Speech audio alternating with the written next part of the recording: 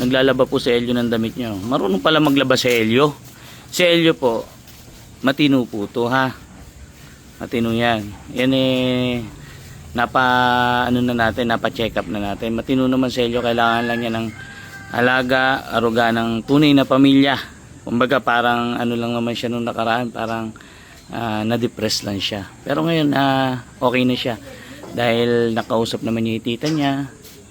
Yung kapatid niya si Rino, okay naman na nandito siya. May consent naman sa pamilya niya na nandito siya. Tatrabaho siya sa akin para meron siyang sahod. Tutusin, wala naman siyang gagawin halos Baga nasasama lang siya. Parang vlogger na si Elio ngayon. Kalaunang gawa natin siya ng page para maging maayos yung buhay niya. Alam ko naman na susuportahan niyo si Elio pag meron na siyang page. Yung kasi yung aayos ng buhay ni Elio. Si Elio po, matino, kaya niya magtrabaho. Hindi siya pang DSWD dahil okay yung pag-iisip niya, wala naman siyang problema. Nung nakaraan talagang gusto niyang umalis, nakakarinig kasi siya ng mga hindi magagandang salita dun sa tinitira niya, kaya ayaw niya. Kaya naghahanap siya ng kung pwede niya matuluyan. Siyempre, kahit naman sino, di ba? Kung doon sa tinitirahan mo, merong galit sa'yo, aalis at aalis ka. Pero kita nyo naman dito sa bahay, okay siya. Pinagawan din natin siya ng sarili niyang CR para meron siya sariling CR. Siyempre, pagagawan din natin siya ng sariling kwarto niya. Gusto ko kasi maging maayos yung buhay niya. Sumikat siya, makilala siya, magkaroon siya ng page, kalaunan.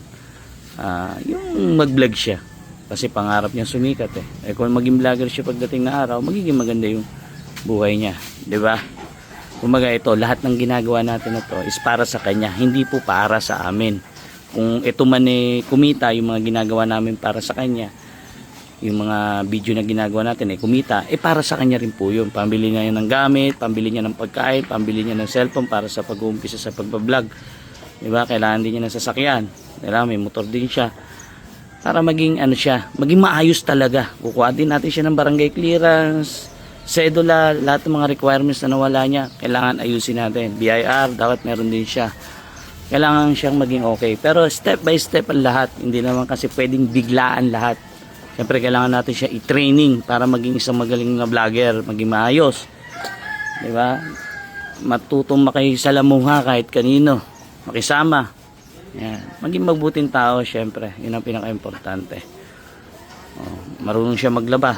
Elio, tingnan mo kaitim ng tubig kasi sa bundok po kasi syempre trabaho siya doon, medyo mahirap, pero ngayon tingin ko naman may magiging okay na si Elio dito.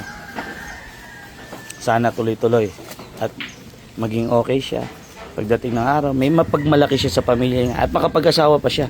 Pero paayos din natin ngipin niya, lahat ng pwedeng ayusin sa kanya gagawin natin step by step.